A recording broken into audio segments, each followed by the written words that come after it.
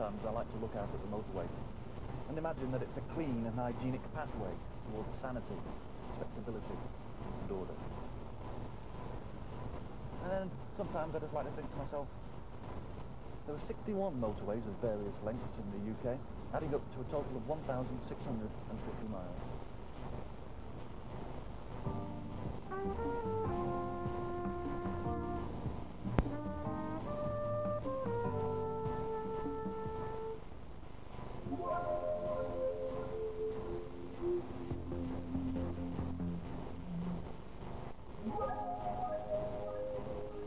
I would begin the narration to a television program about motorways by saying that I am beginning.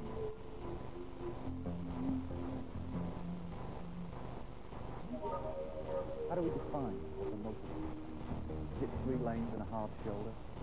Is it a way to get from A to B and back again?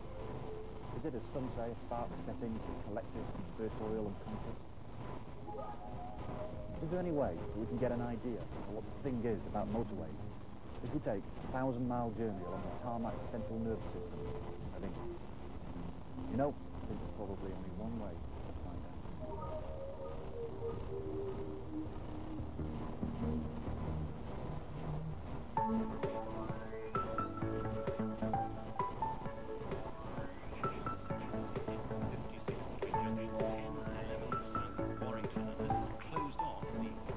I am beginning a journey, a television program, a mobile dream, a machined adventure. And I feel certain that certain things will happen. I will be driving and stopping and thinking and waiting and chatting and hopefully arriving. I will be getting closer and closer to where I want to go and further away from where I used to be, or vice versa.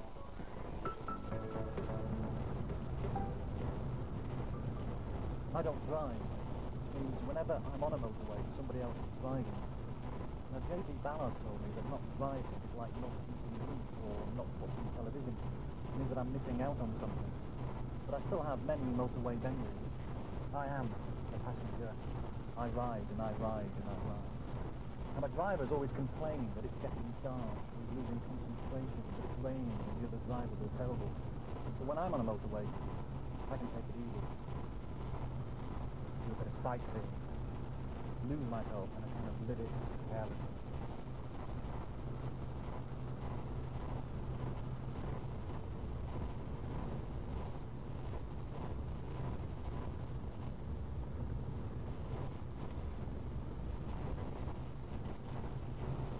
Then you suddenly might think, God, I haven't talked to the driver for a while. The driver might be your lover or a friend or someone who can pick you up. And talk for maybe 45 minutes if you've been riding and riding and riding. So you turn to your driver and you think some small talk. What's your favourite flavour of crisps?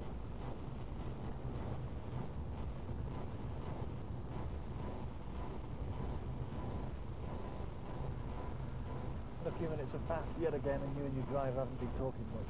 But here's a good conversation. Didn't Adolf Hitler invent the motorway? And then you find yourself in a livid terror.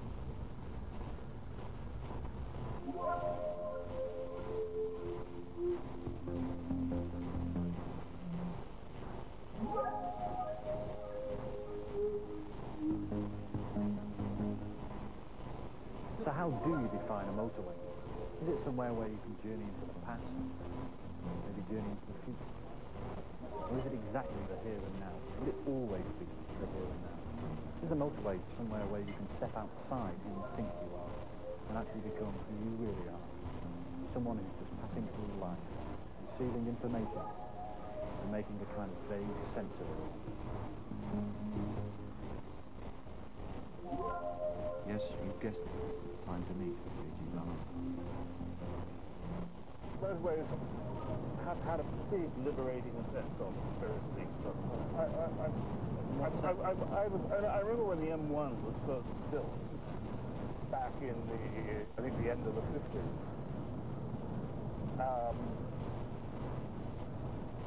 Right about 1960.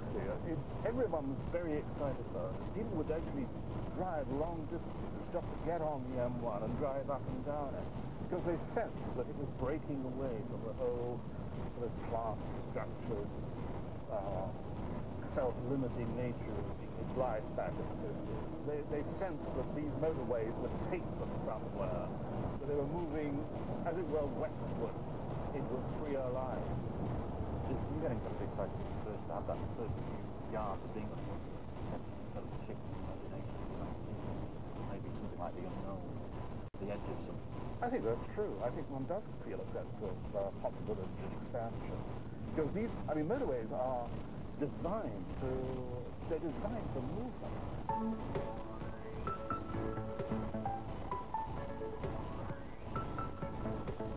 The journey begins to take ghostly shape. Apprehension recedes. Anticipation rises. You've got somewhere to go, something to do, someone to see, someplace that's home, somehow or other.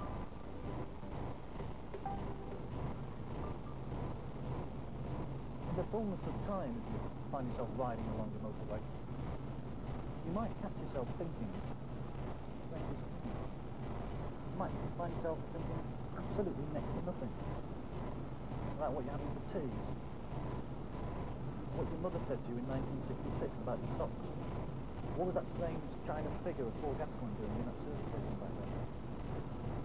And I just caught myself thinking absolutely next to nothing. I'll tell you what I caught myself thinking. I have nothing to sell you. Indeed, I might have nothing to tell you.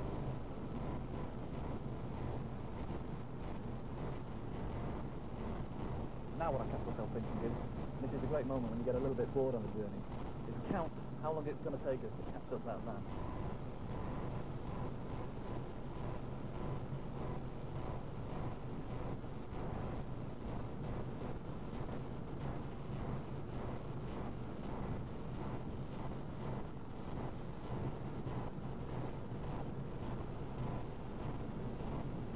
And then when you've caught the man, you have to find yourself something else to think about. Let me think.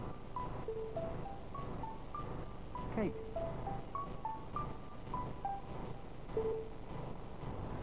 When you stop of your own free will on the motorway, you must stop with one of these bland, startling confessions of a customised outside world.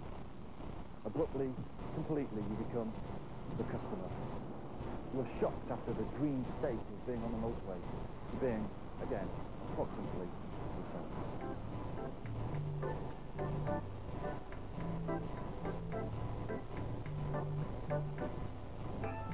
Who was it that said that the marriage of reason and nightmare which has dominated the 20th century has given birth to an ever more ambiguous world? I bet it was J.G. Ballard. Or was it me? Or was it the man responsible for this overlit and overreal place? Presumably this was an exception after the way we think of motorway service That's stations right. to I think bring them up to date. that's right. And I think the key point Alison made is that it's the choice, it's the freshness, because people, the old perception is they go into a motorway service area, they're herded in like sheep, if you can use that term. But now they come into a whole new theatre, and they've got the choice. They've got 5 acts they can choose from. It is up to them. 5 acts? Yeah. That's right. Acts. You've got the health shelf, you've got the barbecue, you've got Chinese stir fry, and so it is a food act. So you put it like a performance. That's right.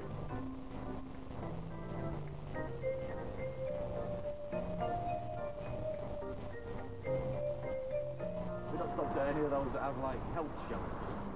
You know, they try to sort of freshen it up a bit and give you stir-fry vegetables. No. I think motorways constitute part of what I think of as airport culture.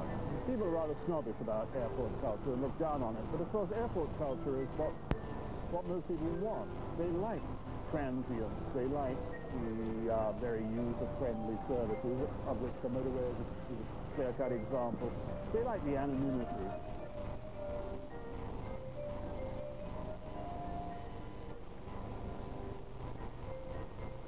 I suppose we all know the jokes about peculiar kinds of things that you can buy in service station shops. But I think there's something new and informative to say about some of these objects. For instance, I think that this represents a sublime mastery over the relationship between weight and material. And whoever was ultimately responsible for this object doing in this shop, in many ways knew exactly what they were doing.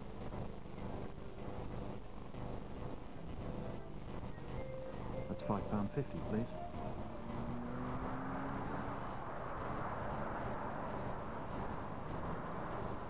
I'm beginning to realise that sooner or later you may never have to leave the motorway to have every need satisfied. Is this super service arcade the immediate future, or an immediate museum piece?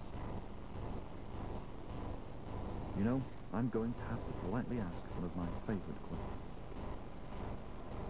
Where are we? Well, we are in Hatfield, Hertfordshire, literally on top of the Hatfield Tunnel. In fact, we're on top of a motorway, aren't we? We are, right, on the A1. Yeah, and what is this particular building? This is the Galleria Shopping and Leisure Center, which opened the 12th of September.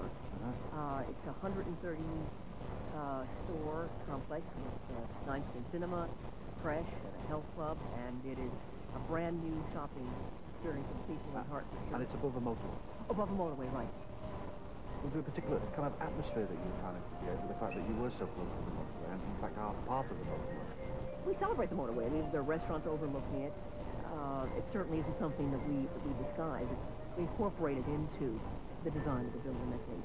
You get here by driving on the motorway? I do, yes, Yeah? yes. Do you like the motorway?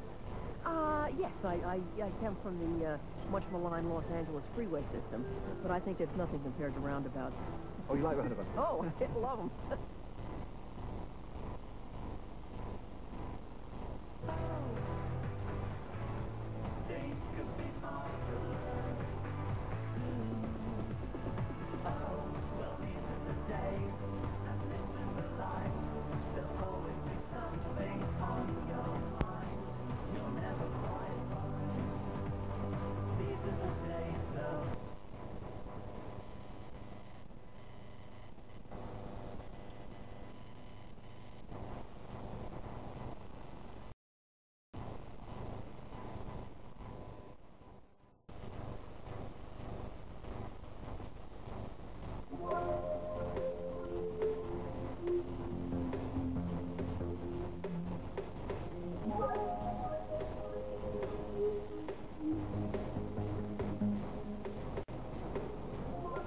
J.G. Ballard said that the best image of the late 20th century is the driver driving on the motorway.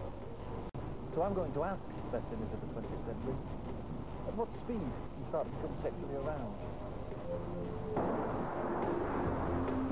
Here I am, reaching a classically vacant point where I begin having affection for the motorway as a kind of pleasure machine. Must be time to talk to a psychologist. Driving on motorways in particular, I think, allows us to some extent to play with our emotions, to play with our levels of arousal. And each of us, I think, has an optimal point that we feel comfortable. We don't feel too much risk, but on the other hand, it's not so soporific that we go to sleep. Yeah. I can choose to drive fast and slightly scare myself, just to that sort of exciting limit, when I can slow down again and say, "Phew, that was good." And I think a lot of people, if they're really honest about themselves, very few people are on the cars. I think they would recognise that in themselves.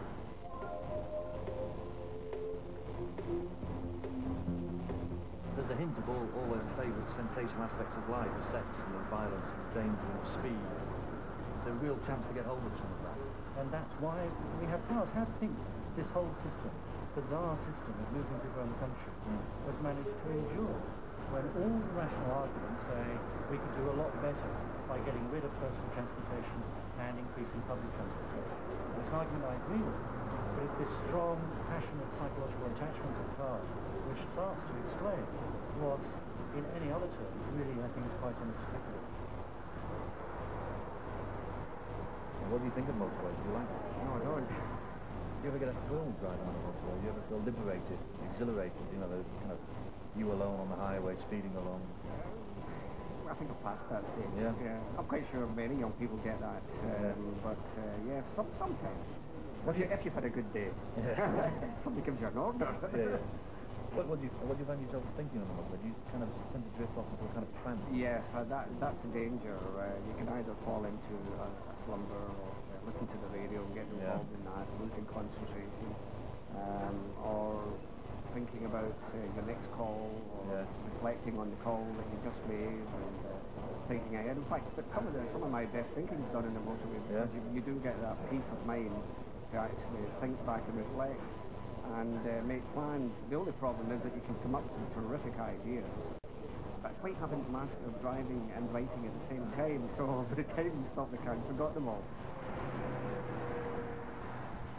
Boring. All roads are boring. You know, you just sort of like plug into drive mode and away you go. I am the passenger.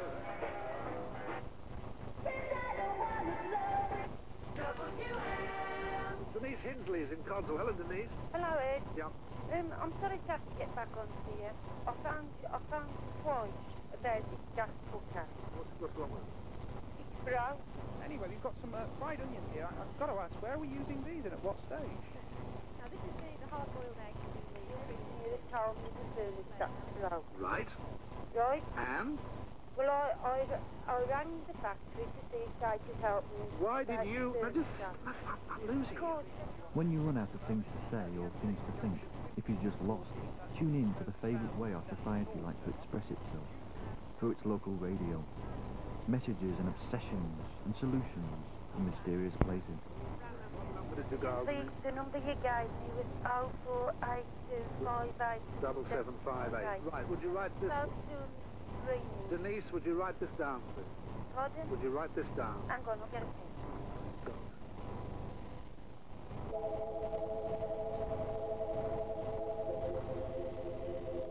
The times on the motorway when you really do move.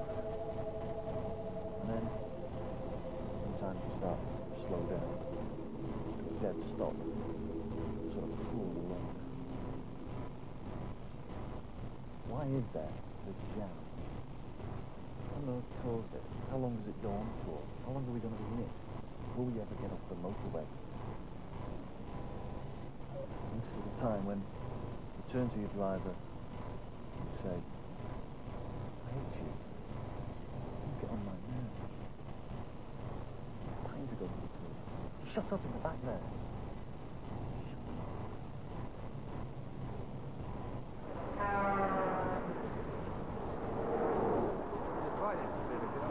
On the edge, something like I'm getting vertigo. I'm so close to kind of raw danger.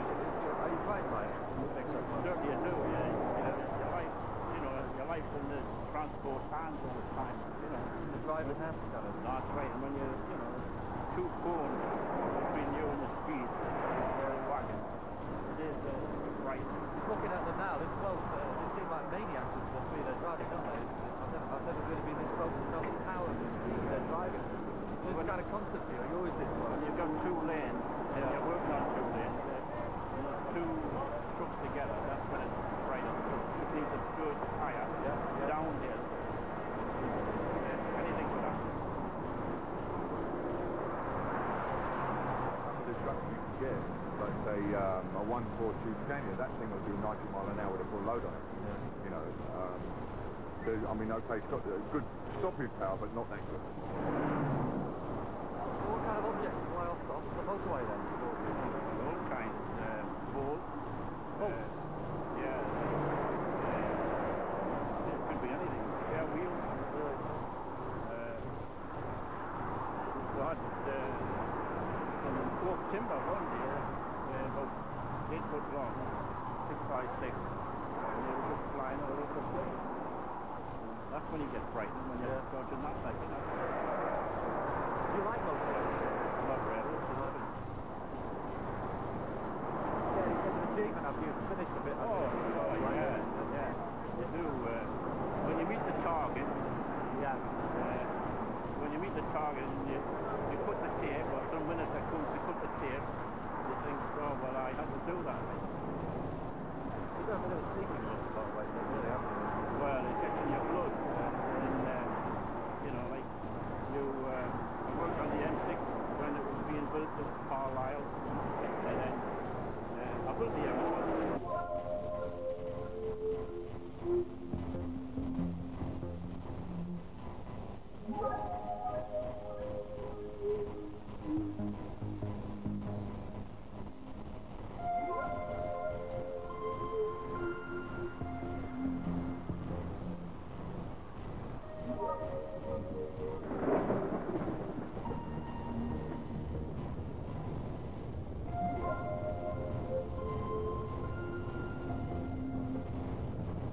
Writer Paul Barker credits Lancastrian civil engineer Sir James Drake with being the Brunel of the the motorway age. He built the first motorway 30 years ago, the stretch of the M6 that bypasses Preston. Barker said that Drake created a new landscape, and he did it deliberately. For Drake, motorway was sculpture on a grand, exciting scale.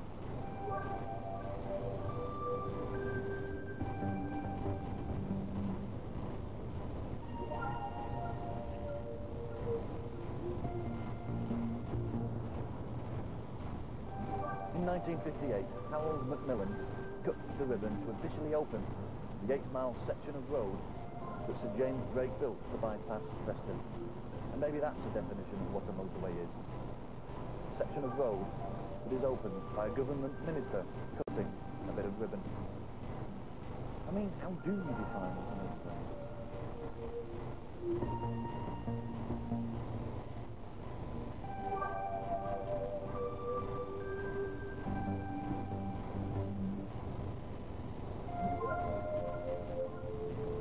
A 10-ton lorry hydroplaning past you at 80 miles an hour.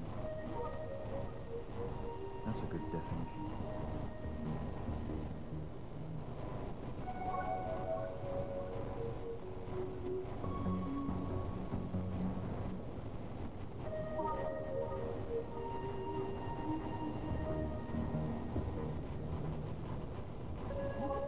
Perhaps the only way to better it is by thinking up a motorway poem.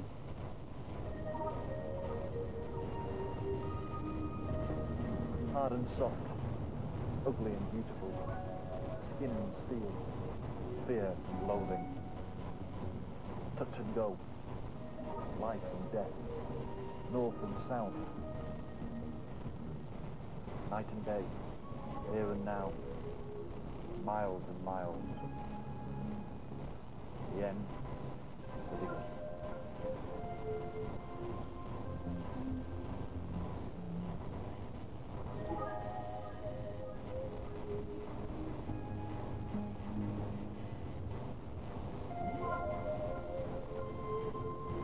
In my teens, I used to drive from Stockport to look for the service station in the early hours of the morning with a friend. And as we were driving along, we felt beautifully connected and disconnected with everybody else on the motorway.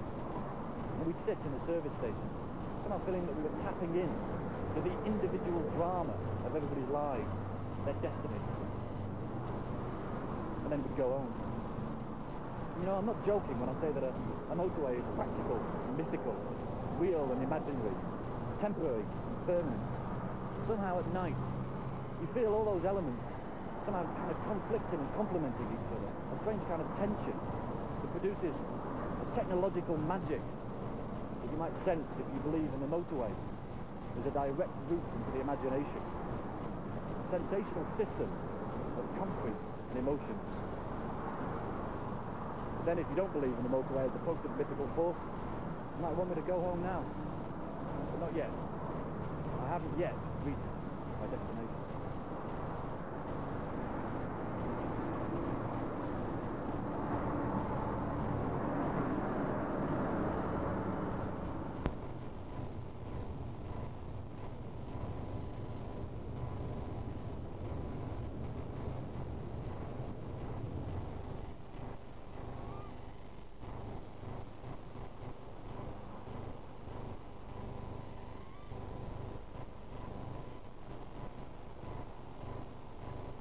But at the end of this mental journey, I'd like to feel that I reached exactly the place I wanted to.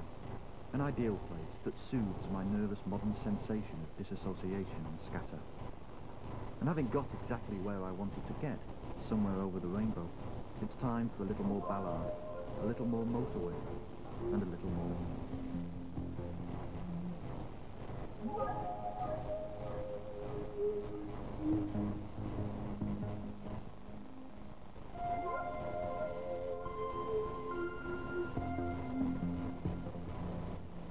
What do you think's going to happen to motorways in the 21st century? Well, I Will they think be archaic, or will they just be the same, timeless, they will still exist? I think they'll still exist in their present form as a kind of, they'll be eventually as old as the pyramids. Whether they'll go up, will become disused in the very far future, I don't know. It may be that they will represent a sort of vast prose and sculpture that will have people in the future scratching their heads.